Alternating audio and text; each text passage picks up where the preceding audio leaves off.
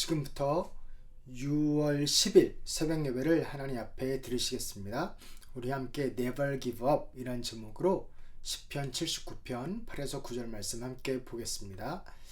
우리 조상의 죄악을 기억하여 우리에게 돌리지 마십시오. 주님의 긍휼하심으로 어서 빨리 우리를 영접하여 주십시오.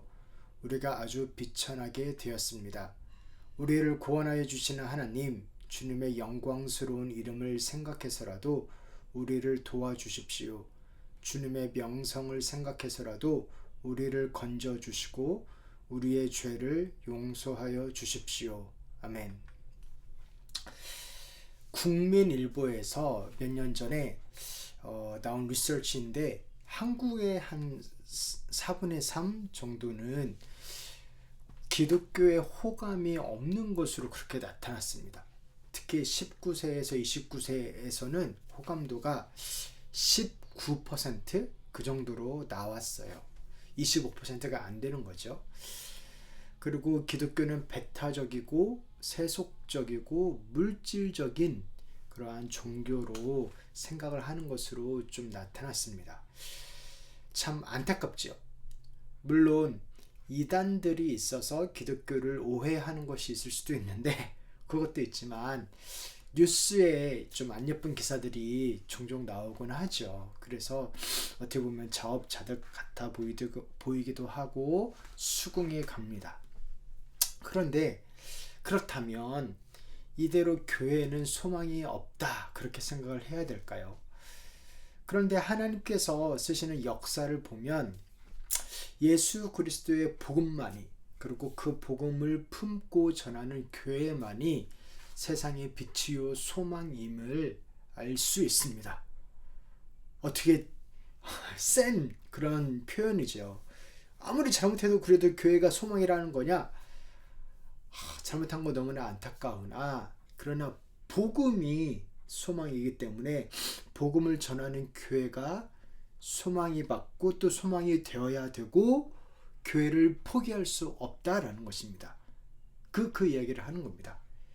네, 그래서 우리가 잘해서가 아니라 우리가 그러니까 교회로서 교인으로서 성도로서 소망을 전해야 되고 또 우리를 향한 소망을 포기하지 말아야 할 이유가 무엇이냐면 우리가 뭔가를 잘해서가 아니라 하나님의 은혜를 붙들고 그거밖에 없기 때문인 겁니다. 그래서 오늘 말씀에 이스라엘 백성들의 상황을 단적으로 이렇게 말해주는 장면이 있어요. 원래는 이스라엘 백성들은 제사를 드릴 때 짐승의 피를 흘렸었잖아요. 그렇게 짐승이 흘린 피를 가지고 하나님 앞에 나아가서 제사를 드렸었는데 지금 이스라엘 상황이 어떤 상황이냐면 사람들의 피가 흥건하게 펼쳐져 있는 겁니다. 거리에 짐승 대신 사람의 피가 흐른 겁니다. 그래서 이웃 나라들에게 놀림거리가 되고 주변 사람들에게 조롱거리가 되었습니다. 왜냐하면 그들의 죄악도 있고 그들의 조상들의 죄악 때문에. 그래서 스스로 이렇게 생각할 수 있어요. 그래, 나는 당해도 싸다. 나는 이 고생을 당해도 싸지. 내가 어떡하겠어. 이런 생각이 들 수 있는데요. 그때 말하는 것은 무엇이냐면, 말씀이 말하시는 것은 무엇이냐면 그때에도 소망을 잃지 말아라 말씀하십니다. 왜 그러냐면 그때도 하나님께 아뢰라 합니다. 왜 그러냐면 하나님이 나의 상황을 몰라서 그런 건가, 나의 죄악을 몰라서 그런 건가, 그게 아니라 하나님밖에 소망이 없기 때문입니다. 하나님만이 구원할 수 있는 분으로 유일하기 때문입니다. 이 모든 것을 하나님이 주관하는 것을 알기 때문에, 그리고 오직 이 상황을 바꿀 수 있는 분은 하나님밖에 없기 때문에 염치불구하고 하나님께 아뢰고 하나님께 죄송해도 하나님께 올려드리라는 것입니다. 주님 언제까지입니까? 영원히 노여워하시렵니까? 언제까지 주님의 진노하심이 불길처럼 타오를 것입니까? 우리가 하나님 앞에 이렇게 혼낸다 표현할 수도 있고 하나님 앞에 너무나 어렵다 표현할 수도 있는데 우리가 잘한 게 아무것도 없습니다. 그렇게 고백할 수밖에 없는 그 상황에서도 하나님 앞에 나아가라는 것입니다. 왜냐하면 그 하나님만이 유일하게 기댈 수 있는 곳이기 때문입니다. 네. 그래서 우리를 구원하여 주시는 하나님, 주님의 영광스러운 이름을 생각해서라도 우리를 도와주십시오. 주님의 명성을 생각해서라도 우리를 건져주시고 우리의 죄를 용서하여 주십시오. 그래서 우리가 뭘 잘해가지고 이제는 똑바로 살고 있으니까 나를 용서해달라는 게 사실 아닙니다. 물론 그걸 안 하겠다는 말은 아니지만 우리를 구원해달라고 나아가고 그렇게 기도하고 하는 이유가 뭐냐면 하나님의 이름을 생각해서라도 하나님의 명성을 생각해서라도 우리를 구원해 주시고 건져 주시고 용서해 달라고 지금 시편 기자는 부탁하고 있습니다. 그러니까 나를 위한 것이라기보다 하나님의 이름을 위하여 하나님의 백성을 책임져 달라는 거죠. 왜냐하면 하나님이 용서해 주지 않으면 이게 안 끝나기 때문입니다. 하나님께서 회복시켜 주시지 않으면 이 어려운 마음이 안 사라지기 때문입니다. 그래서 염치불구하고 하나님 앞에 죄송하지만 다시 나아가서 그 은혜를 받고자 하는 것입니다. 사랑하는 성도 여러분, 정말 그래요. 하나님이 해결하지 않으면 해결이 안 됩니다. 그래서 우리가 하나님 앞에 나아가야 될 줄로 믿습니다. 그래서 하나님께서 수치를 거둬주시기를 기도하는데요. 하나님께서는 이방의 나라를 심판의 도구로 사용해서 여기를 이스라엘 백성을 자기 백성을 쳤죠. 그러면 이렇게 생각해 볼 수 있어요. 그러면 하나님이 이 이방 민족을 예뻐하시나? 여기는 가만두고 자기 자식은 쳤으니까 여기를 되게 더 좋게 보시나? 그래서 여기들이 하나님 앞에 말씀에 순종했나? 아닙니다. 그거 다 아닙니다. 여기가 순종한 것도 아니고 하나님이 더 여기를 예뻐 보는 것도 아니고 당신의 자녀를 이렇게 고치기 위해서 그냥 그들의 포악함과 욕심을 거기에 허락했을 뿐인 겁니다. 그래서 여기도 반드시 자기의 죗값을 치릅니다. 우리도 우리가 잘못 결정한 것들에 대한 아픔을 이렇게 겪듯이 여기도 본인들이 하나님을 대적하고 하나님의 백성들을 함부로 한 것에 대한 대가를 반드시 치릅니다. 하나님은 공의의 하나님이시기 때문에. 그래서 하나님 스스로 자기의 백성이 망하고 자기의 백성이 어렵게 되는 것을 허락하시면서 하나님 스스로가 어떻게 보면 수치 속으로 걸어 들어가신 겁니다. 사실 자녀가 잘못하면 부모가 그쵸 욕먹는 거잖아요. 그러나 그 수치를 감당하고 아픔을 감당하기로 결정하신 거예요. 왜냐하면 고쳐야 되니까, 수술을 해야 되니까. 그래서 잠시 이들의 폭력을 허락하신 겁니다. 그래서 요는 뭐냐면요, 여기가 하나님보다 강한 거 아니에요. 여기 신이 하나님 신보다 더 센 거 아닙니다. 오직 하나님만이 이 문제를 해결할 수 있다는 것에는 변함이 없습니다. 그래서 시편 기자는 용서를 구합니다. 하나님의 이름으로 하는 용서, 하나님의 회복을 구합니다. 하나님의 구원을 구합니다. 결국 모든 것이 다 하나님의 손 안에 있기 때문에, 그러면 하나님께서 회복을 하신다면 그럼 어떻게 할 수 있을까? 어떠한 모습이 있으면 하나님 앞에서 회복이 된 걸까? 비웃음이 멈추는 것, 그것을 말씀은 이야기를 해요. 어찌 이방인들이 그들의 하나님이 어디에 있느냐 하면서 비웃게 버려두시겠습니까? 주님의 종들이 흘린 피를 주님께서 갚아주신다는 것을 우리가 보는 앞에서 이방인들에게 알려주십시오. 하나님, 저들이 이렇게 비웃게 가만히 놔두지 말아주세요. 비웃음을 멈추게 해주세요. 사람들이 기독교를 다르게 부르기도 하는데 그것을 멈추게 해주세요.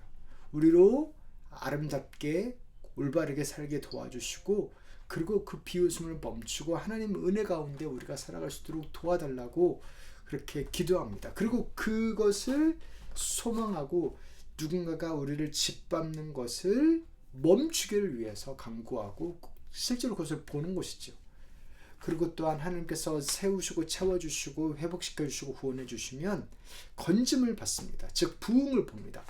갇힌 사람들의 신음소리를 주님께서 들어주십시오. 죽게 된 사람들을 주님의 능하신 팔로 살려주십시오. 죽게 된 사람들을 주님의 능하신 팔로 살려주십시오. 다시 살아난 것, 부흥이고 부활이지요. 이것을 경험하게 해달라고 기도했습니다. 이건 하나님만 할 수 있는 거니까. 또한 죄를 갚아달라고 기도했습니다. 무자비하게 하나님의 백성들을 짓밟은 저들에게 그 죄값을 치르게 해주십시오. 주님, 우리 이웃 나라들이 주님을 모독한 그 모독을 그들의 품에다가 7배로 갚아주십시오. 그렇게 하나님의 백성도 하나님의 교회도 잘못했기 때문에 하나님께서 벌을 하시는데, 하물며 하나님의 백성이 아닌 자들의 죄를 그냥 가만히 놔두실까요? 요기 죄도 다루시는데 요기 죄는 당연히 다루시겠죠. 그래서 그러한 기도를 하면서 제발 우리를 살려달라고, 그렇게 포기하지 말아달라고, 은혜를 베풀어달라고 시편 기자가 기도했습니다. 사랑하는 성도 여러분, 혹시 내 죄책감에 뭔가를 내려놓고 싶은 마음이 든 적 있으십니까? 지금 그런 마음이 들고 계십니까? 답답하고 어렵고 그냥 포기해버리고 싶고, 하나님도 놓아버리고 싶고, 뭐 모든 것 다른 것도 뭘 놓아버리고 싶고, 그런 마음이 드는 분이 계십니까? 절대로 여기 써있는 대로 절대로 포기하지 마십시오. 우리가 부흥을 위하여 드리는 기도, 회복을 위하여 드리는 기도, 이 관계의 회복을 위해서, 신앙의 회복을 위해서 드리는 기도, 그 답답한 마음을 토로하는데 뭔가 바뀌지 않아서 이 기도는 그냥 그만두고 싶다, 안 해버리고 싶다 하는 그런 기도가 있습니까? 사랑하는 성도 여러분, 나는 이제는 하나님 앞에 용서받기는 글렀어 라고 생각하는, 그래서 자포자기 하려는 마음이 혹시 있으십니까? 아닙니다. 절대 포기하지 마십시오. 오늘 시편 기자도 절대 포기하지 않고 기도했습니다. 그 포기하지 말라라는 것을 생각할 때마다 제가 항상 기억이 나는 한 이야기가 있어요. 윈스턴 처칠 이야기인데, 2차 세계대전 때 영국에 수상을 했던, 영국을 아름답게 그리고 강하게 이끌어서 2차 세계대전 가운데 이렇게 영국만이 이렇게 유럽에서 점령당하지 않았죠.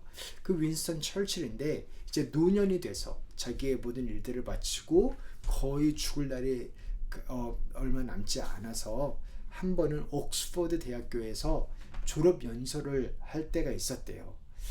그래가지고 그가 이제 그 행사에 조금 늦었대요. 그런데 이제 다른 사람들의 환호와 박수를 받으면서 연단에 서게 된 거예요. 그래서 자기 모자와 코트를 벗어서 자기 옆에 있는 스탠드에 놓고, 그는 나이도 이제 드셨고 연세도 드셨고 연로하고 좀 지쳐 보였으나 그러나 당당하고 꼿꼿하게 학생들 앞에 섰습니다. 청중들이 조용해졌죠. 그리고 그의 입에서 어떤 말이 나오나를 기대하고 들었습니다. 다른 사람들도 아마도 이게 윈스턴 처칠의 마지막 연설일 수도 있겠다라는 생각도 들었고, 그러니까 더욱더 귀하죠. 그리고 또한 그 수많은 산전수전을 다 겪은 지혜와 용기의 그 인물이 결국 자신의 마지막 말을 무엇으로 남길까라는 것도 참 궁금했습니다. 처칠이 어떻게 했냐면 약 1분 동안 청중을 이렇게 쭉 봤대요. 쭉 보고서 이야기하기를, 포기하지 마십시오. Don't give up. 그렇게 이야기했대요. 그 다음에 사람들은 오 그래, 그러면 또 무슨 말을 더 할까? 이렇게 눈이 반짝반짝 해가지고 기다리고 있었던 거예요. 그때도 약 한 30초에서 45초 정도 그냥 침묵하고 쳐다보기만 한 거예요. 제가 한 지금 10초 한번 기다렸을까요? 근데 이거를 한 45초 정도 했다고 생각해 보세요. 얼마나 이게 집중됐겠어요. 그때 또 이야기하기를 never give up. 절대로 포기하지 말라고 했습니다.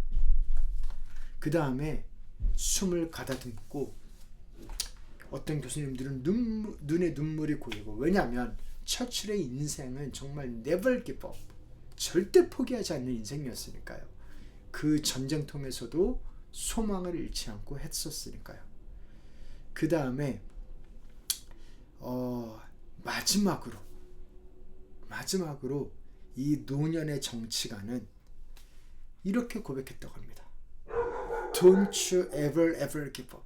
절대로 포기하지 마십시오.